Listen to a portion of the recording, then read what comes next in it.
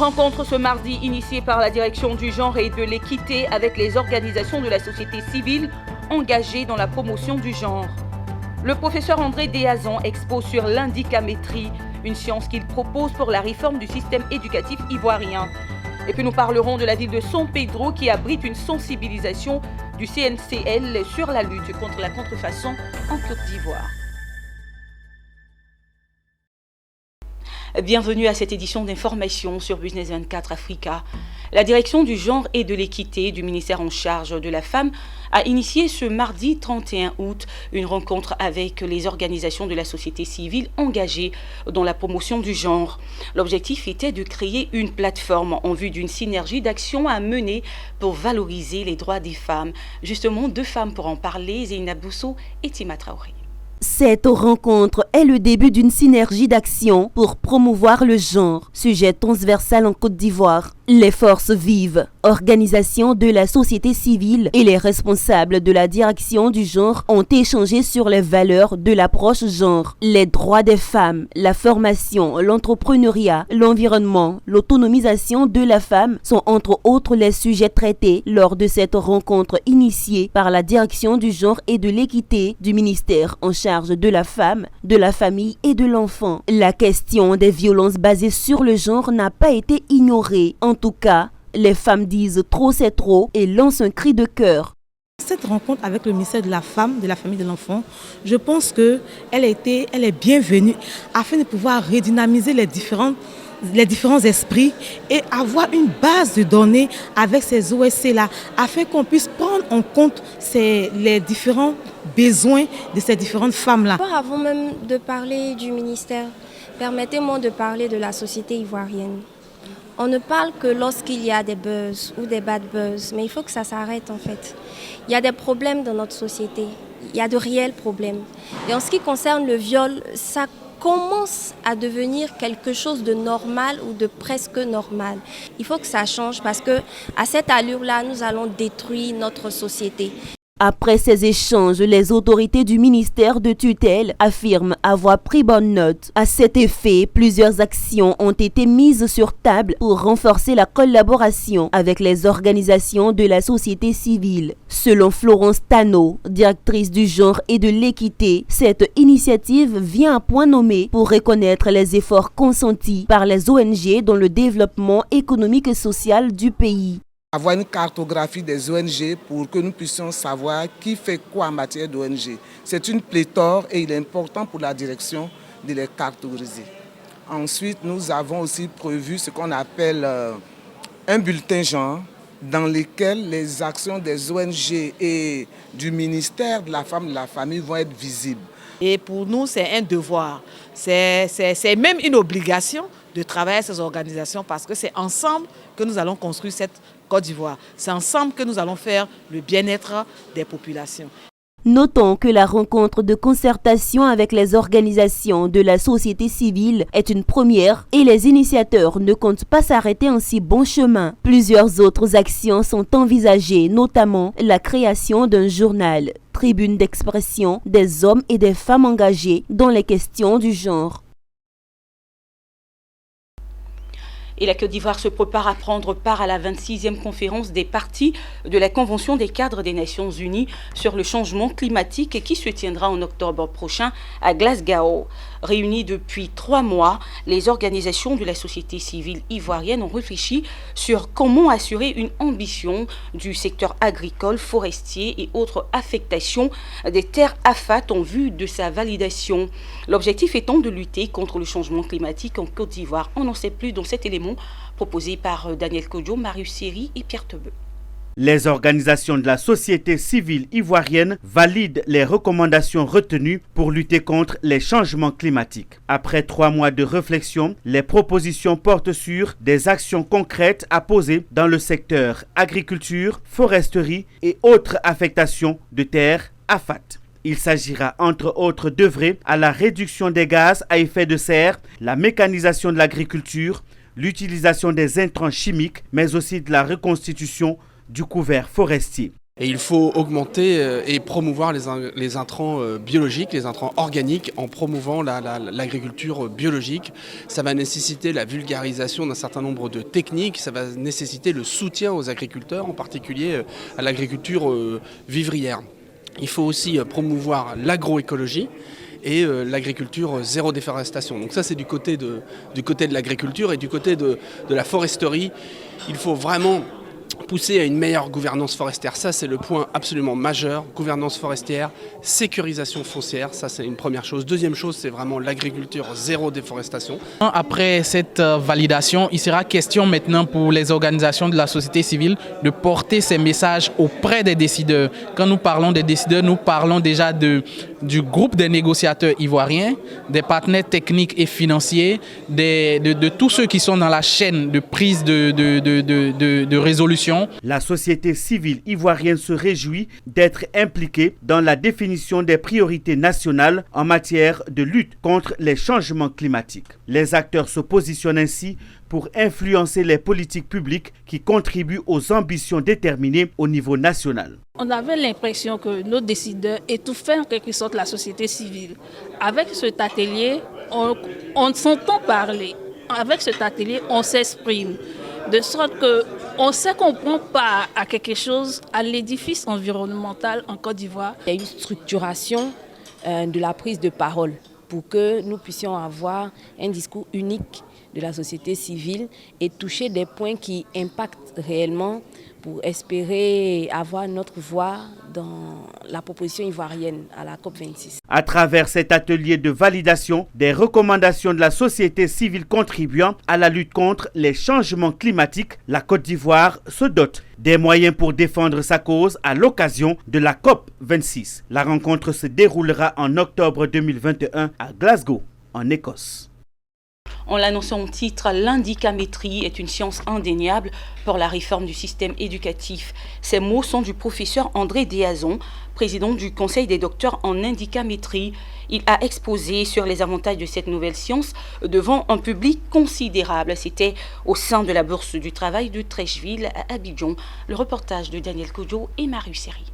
Du bon monde dans l'auditorium de la Bourse du Travail de Treichville pour en savoir davantage sur l'indicamétrie. Cette nouvelle science pourrait favoriser la réforme du système éducatif ivoirien, selon le professeur André Déazon. À partir du moment où l'indicamétrie restaure l'objet de la connaissance dans son intégralité originelle, le conférencier estime que les états généraux initiés par le gouvernement ne peuvent pas régler le problème de l'école en Côte d'Ivoire. L'école primaire est la source du système éducatif.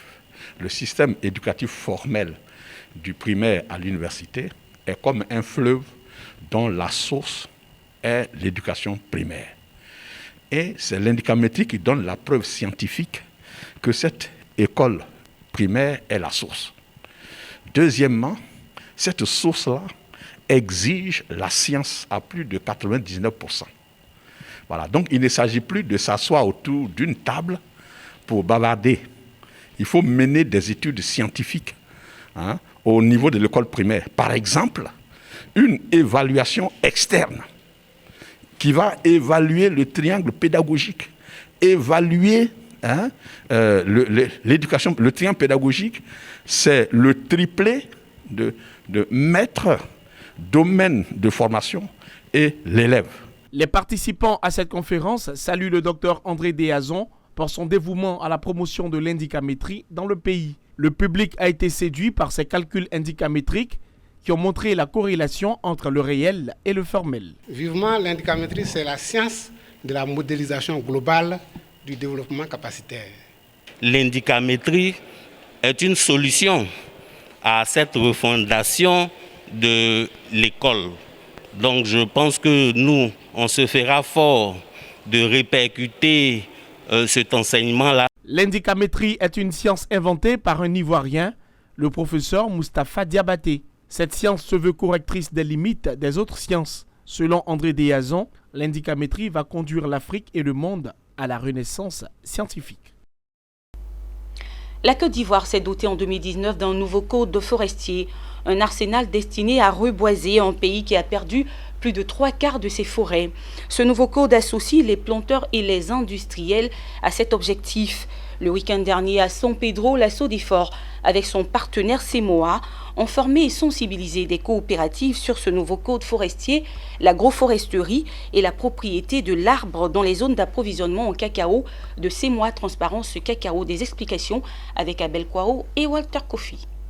32 membres des coopératives CEMOA venus des régions du Cavali, de San Pedro et du Boclé ont été informés et sensibilisés sur le nouveau code forestier, l'agroforesterie et la propriété de l'arbre. Durant 2 jours, tout l'écosystème forestier a été passé en revue. Changement climatique, agroforesterie, innovation et avantages du nouveau code forestier et enfin démarches administratives à suivre dans le cadre de l'exploitation forestière en Côte d'Ivoire en lien avec la propriété de l'arbre. À la manœuvre, la Société de développement des forêts SODEFOR et les chocolatiers CEMOA. Au terme d'intenses travaux, des diplômes ont été remis aux participants. Autre temps fort de la formation de la SODEFOR et de CEMOA, la visite des parcelles d'agroforesterie suivie d'échanges et de planting d'arbres dans la forêt classée de Rapide Gras, précisément dans la zone de Baba.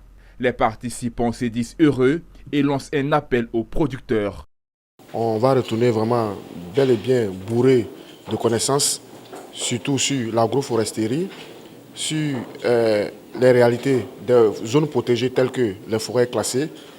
La Côte d'Ivoire, à l'instar des pays émergents du monde, veut amorcer son développement en se basant sur 3 piliers du développement durable, à savoir le développement social, économique et environnemental. L'agriculture, qui occupe une place prépondérante dans l'économie du pays, emploie plus de 80% des personnes actives. Cette agriculture fait la fierté de la Côte d'Ivoire, premier pays producteur de cacao au monde, avec 40% de la production totale et d'autres cultures pérennes. Pour renverser la tendance de la diminution des superficies forestières, des politiques sont entreprises sur le moyen et le long terme, d'où l'adoption de nouveaux codes forestiers et la signature du décret d'application des actions de sauvegarde et d'accroissement de la superficie forestière. À la fin de l'atelier, le général manager de CEMOA et le directeur général de la SODEFOR ont mis en exergue l'importance du reboisement, de l'agroforesterie, car selon eux, sans forêt, il n'y a pas d'agriculture.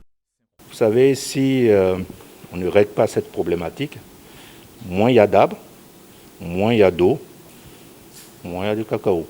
Donc le fait de pratiquer l'agroforesterie permet de maintenir la production du cacao et donc de pouvoir continuer notre activité.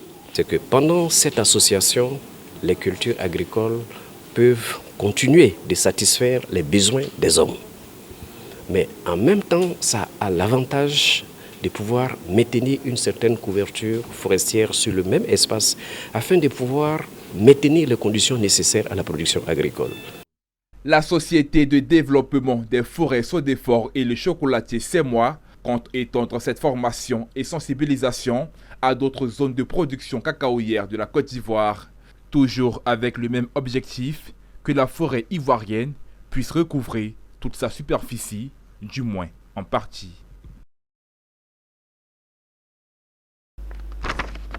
Face aux dangers que fait courir la contrefaçon sur le développement de la société, la Côte d'Ivoire a pris en 2013 des mesures pour renforcer son système juridique et institutionnel à l'effet d'adopter la riposte et endiguer complètement ce fléau. Dans le cadre donc de la mise en œuvre de ces missions, la cellule de prévention et d'investigation du CNLC a organisé une tournée de sensibilisation et de communication dénommée Stop Contrefaçon dans la ville balnéaire de San Pedro. Des précisions avec Abel Kwao et Zeynab Dosso. C'est la ville économique de San Pedro qui a pris part à la salle de mariage de la mairie à cette cérémonie officielle de sensibilisation et de communication dénommée Stop Contrefaçon, organisée par la cellule de prévention et d'investigation du CNLC, autorités administratives et politiques, industriels, commerçants, leaders communautaires et autres représentants des différentes couches de la population. Les communications se sont déroulées autour du thème central, la contrefaçon, un danger public. Des sketchs ont également permis d'expliquer les dangers liées à la commercialisation et à la consommation des produits de contrefaçon sur la santé des populations et représenter la riposte de l'État de Côte d'Ivoire. Cette tournée de sensibilisation de la cellule de prévention et d'investigation du CNLC vise à protéger les droits de propriété intellectuelle, l'économie nationale et la santé des populations, sensibiliser les commerçants et industriels sur les dangers de la mise en circulation des produits de contrefaçon. La contrefaçon, c'est la mort. Donc il faudrait que chacun des acteurs, n'est-ce pas, participe, n'est-ce pas, à la consolidation de cet acquis-là, pour que désormais, n'est-ce pas, on puisse utiliser que des produits qui répondent aux normes. Il y va de notre santé, il y va de l'économie nationale. Il est démontré par l'OMD, l'Organisation mondiale des douanes, et quelqu'un l'a dit dans la salle, que près de 80% des conteneurs, des marchandises qui entrent dans nos pays africains sont de contrefaçon ou de mauvaise qualité. C'est-à-dire qu'on ne peut pas saisir tous ces marchandises à la fois, sinon nos marchés seraient déserts. Donc il faut qu'on procède par la sensibilisation et amener les commerçants, les consommateurs à exiger des produits de qualité, des produits originaux. Il ne faudrait pas que on achète les produits qui sont forcément moins chers. Ce qui est moins cher peut ne pas être de bonne qualité. Et là, il faut qu'on se mette tous d'accord. Le président des commerçants du Grand Marché de San Pedro a promu répéter la sensibilisation auprès des commerçants afin qu'ils ne tombent pas sous le coup de la loi. La tournée Stop Contrefaçon était placée sous le parrainage de Souleymane Diarra-Souba, ministre du Commerce et de l'Industrie, et sous le parrainage du ministre des PME, Anoblé Miezon Félix, maire de la commune de San Pedro. Et puis l'Association africaine de Capital Investment et Investissement de Risque, un organisme panafricain qui promeut l'investissement privé en Afrique, annonce la création d'une académie pour formation des professionnels du capital privé intéressés par l'Afrique. L'académie sera présentée comme un établissement d'enseignement et fournira des programmes de plusieurs ordres adaptés à la nature des apprenants. Mesdames et messieurs, c'est la fin de ce journal préparé par l'ensemble de la rédaction. Merci de l'avoir suivi. Prenez soin de vous. Au revoir.